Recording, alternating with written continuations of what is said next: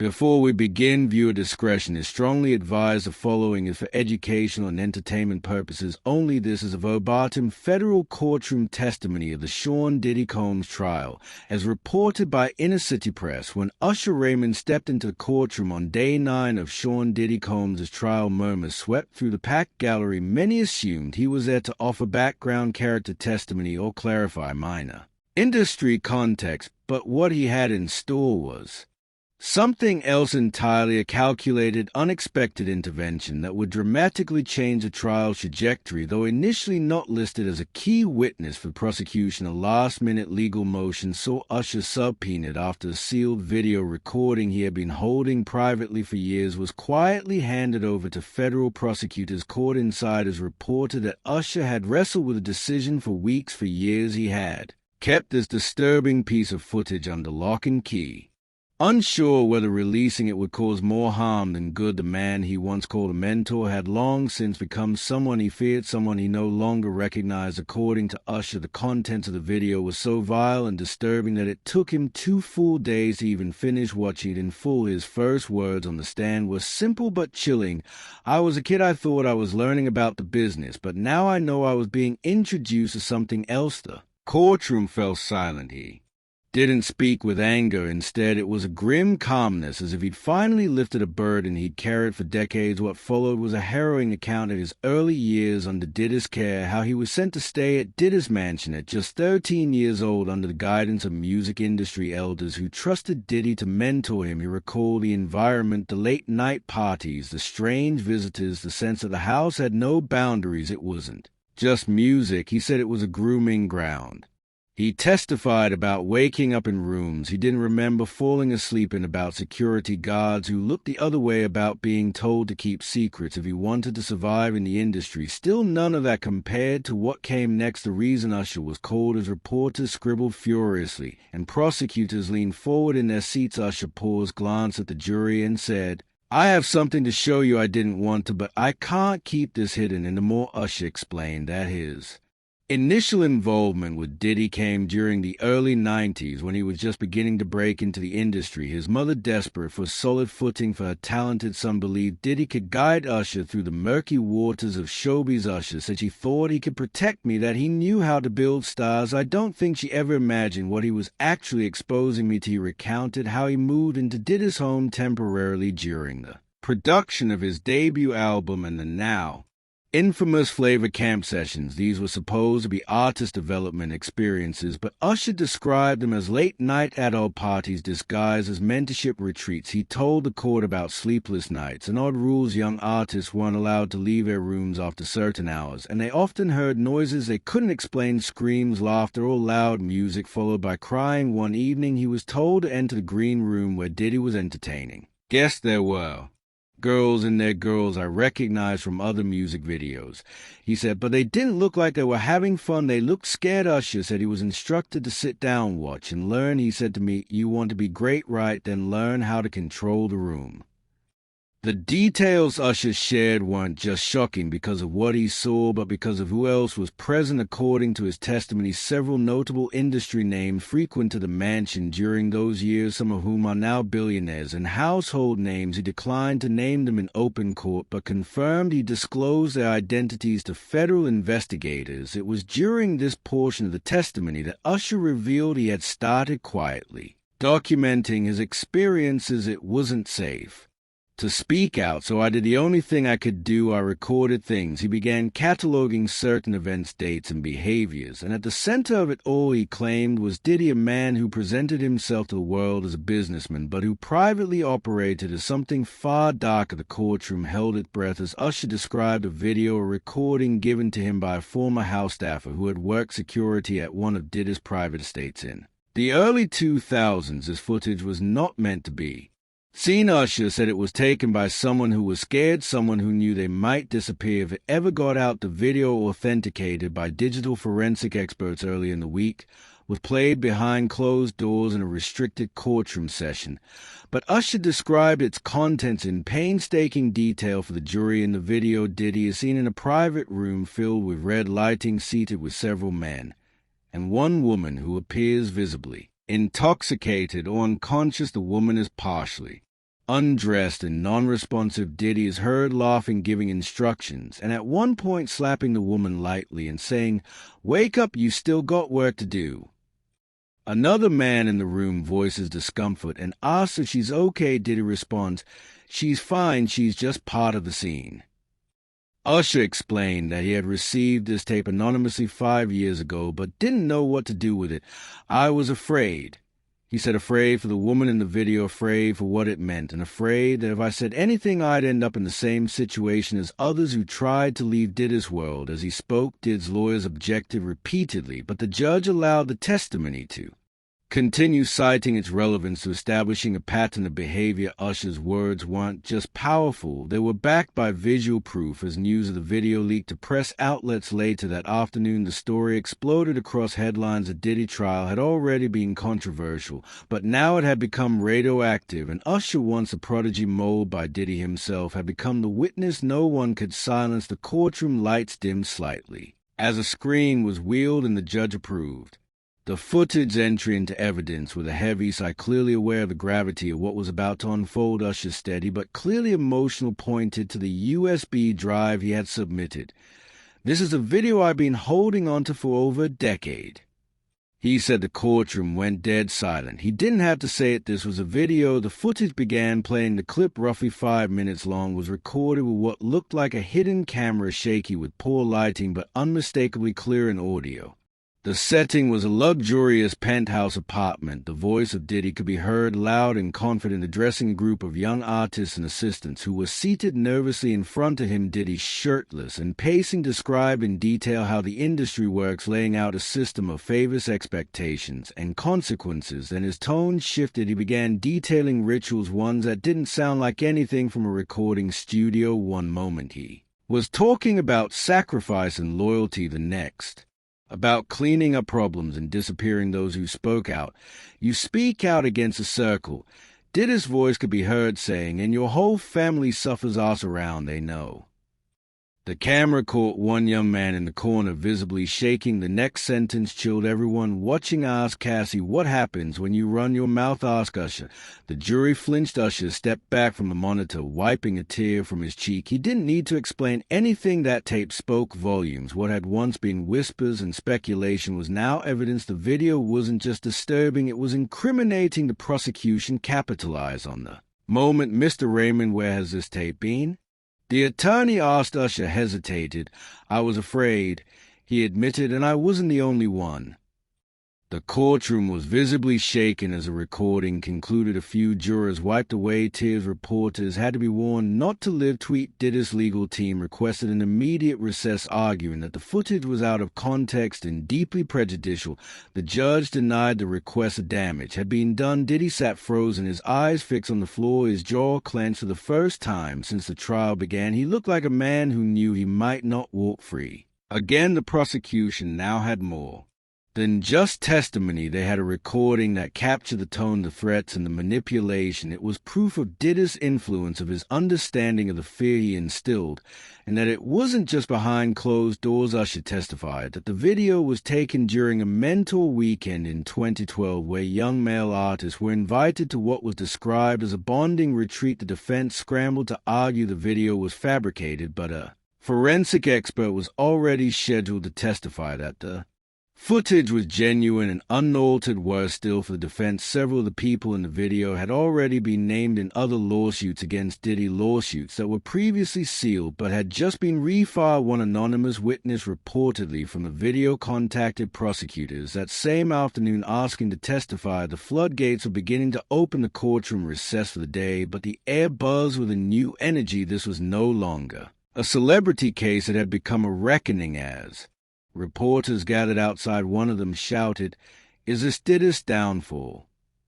A murmur ran through the crowd. Everyone knew the answer. Within 24 hours of the footage going public, despite the judge's gag order, leaks had already made it online. The reaction from the music industry was swift and divided. Some artists distanced themselves immediately. Drake unfollowed Diddy on social media. Beyoncé's team issued a vague but pointed statement about protecting women and artists from abuse. Others, like French Montana and DJ Khaled, remained silent. Too silent. The public was watching, Streaming services began pulling some of Diddy's catalog pending review, and sponsors connected to his business empire started canceling partnerships. Revolt TV's board announced an emergency meeting. The king of Bad Boy Records was now radioactive, but the biggest shock came when Quincy Jones issued a statement. Quincy, an elder godfather in the industry, said, "There is a sickness in the industry that we've ignored for too long. If what I have seen and heard is real, it's time to burn it down and rebuild."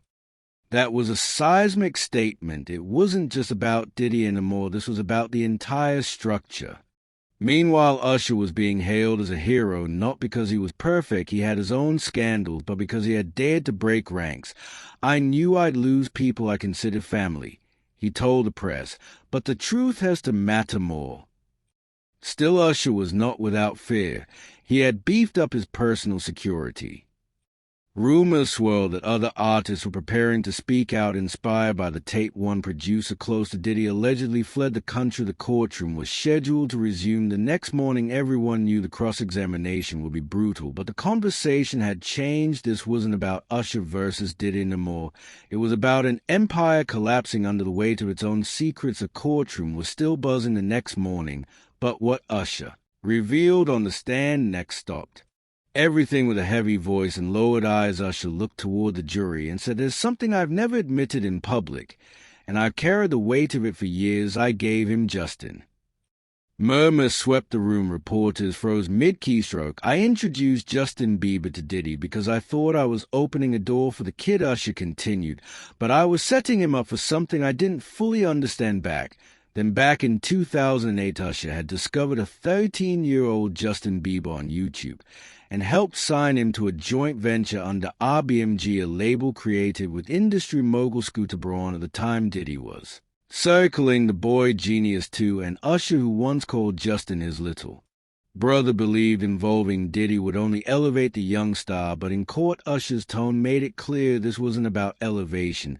This was about regret. "I watched as the same cycle started repeating with him," Usher said. "The same parties, the same trips, and I thought maybe Diddy's just trying to guide him.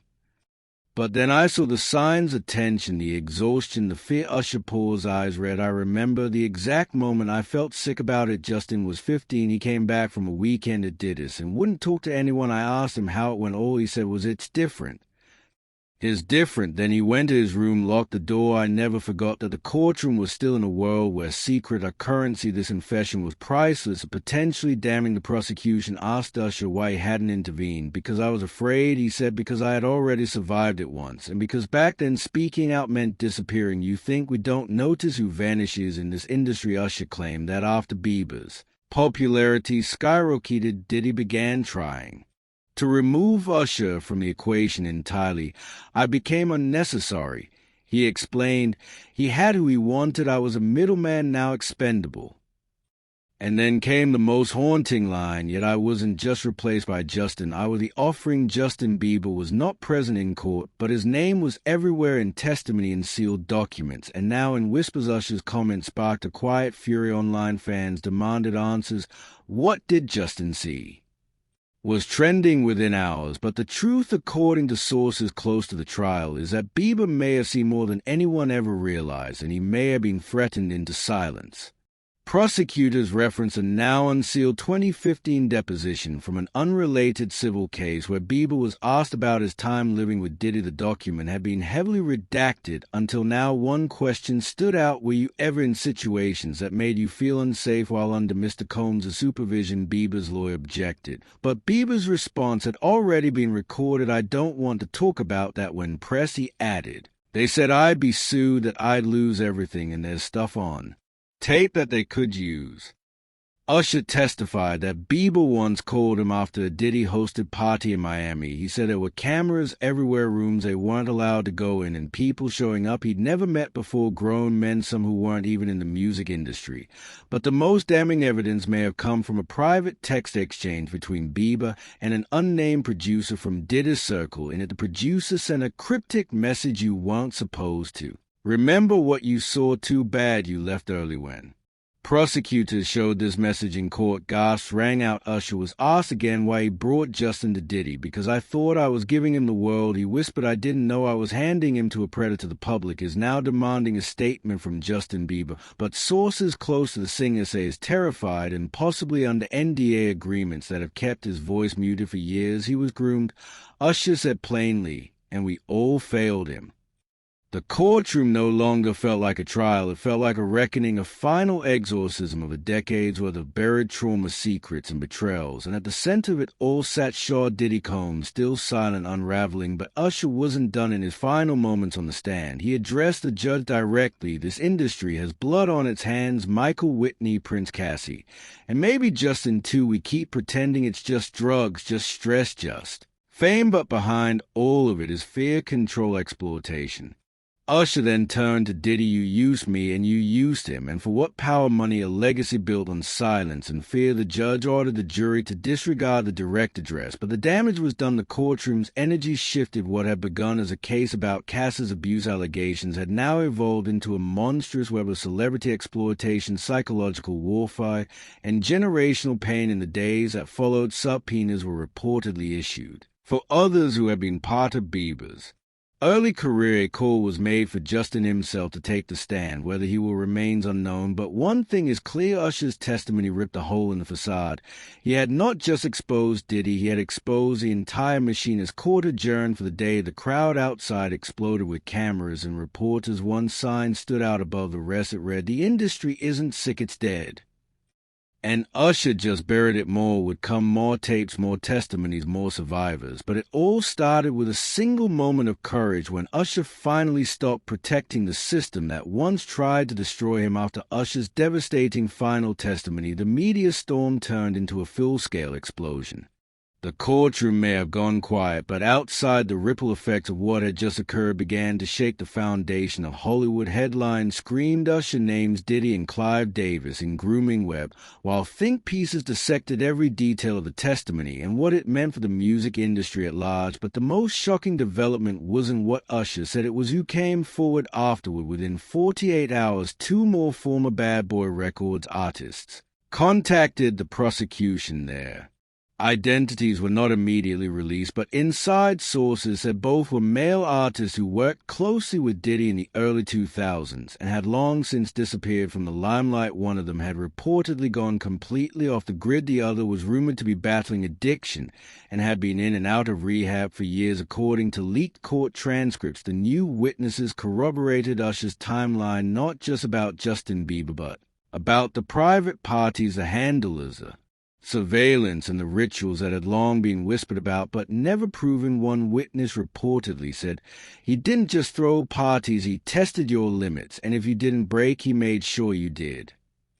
This aligned disturbingly well with a video clip resurfacing on social media of a 15-year-old Justin Bieber standing next to Diddy, visibly uncomfortable. As Diddy boasts, "You know what I'm saying? I'm going to be hanging out with him for 48 hours. We're going to do some grown man stuff." The clip, once dismissed as awkward humor, was now being analyzed frame by frame as evidence of something more insidious. But it wasn't just former artists who were talking. A hairstylist who had worked with Bieber during the My World era anonymously shared her experience to a major outlet. She claimed that on multiple occasions Bieber would return from meetings with Diddy visibly shaken and silent, often refusing to talk to anyone for hours. Once she said he told her, "I feel like I'm not real anymore. Like I'm someone else when I'm with him." She thought it was teen angst at the time. Now she wonders if it was trauma. Meanwhile, Usher was being hailed as a hero online and condemned behind closed doors. One anonymous record executive told Rolling Stone, "He broke an unspoken oath. We all knew, we all stayed quiet, and now the whole house is on fire." Other celebrities reacted with cautious support. Tamar Braxton, Jaguar Wright, and even Tyrese Gibson posted cryptic messages on Instagram stories implying they'd seen similar things, but were too afraid to speak. Chris Brown liked a series of tweets that openly accused Diddy and Clive Davis of orchestrating a machine of silence. Though he said nothing himself, the implication was clear. They knew something. And now, thanks to Usher, the floodgates were opening. Kanye West, who had already taken the stand earlier in the week, doubled down. In a surprise live stream the next night wearing a black hoodie and no expression, Kanye said, "I told you, you didn't listen. They came for Mike, they came for Whitney, and they came for me. You think Diddy acts alone? Diddy's a foot soldier. This whole thing goes deeper than you can imagine. Usher just cracked the first layer, but if you keep digging you'll find the devil sitting on a throne smiling." While some dismissed Kanye's words, a conspiracy-laced rambling, others couldn't ignore the eerie alignment of his claims to the events unfolding in court. The Department of Justice reportedly reached out to Usher's legal team to discuss his testimony and the evidence submitted, though there was no official investigation into Diddy beyond current civil and criminal charges. Insiders say the federal government is monitoring closely and could intervene if trafficking or coercion can be proven across state lines. And then came a final twist. A sealed document from 2017 was leaked to a major outlet showing that Usher had tried to go to law enforcement once before. The report, labeled Confidential Celeb Division, revealed that Usher had submitted a complaint describing potential grooming and coercive behavior targeting minors within Diddy's circle. The complaint was ignored. The officer who filed it later left the department. Now, with the world watching, those same ignored warnings were being blasted across every screen and newspaper in America. What once was silence was now impossible. To bury Usher's decision to reveal the secret video, testify about Justin, and implicate the machine behind Diddy's empire did more than shock a courtroom. It shattered a pact of silence that had held for decades and gave courage to the voices. The narrative had shifted. Diddy wasn't just on trial for what happened with Cassie. He was now the face of something darker, something that had operated in the shadows for far too long, and now the shadows were screaming.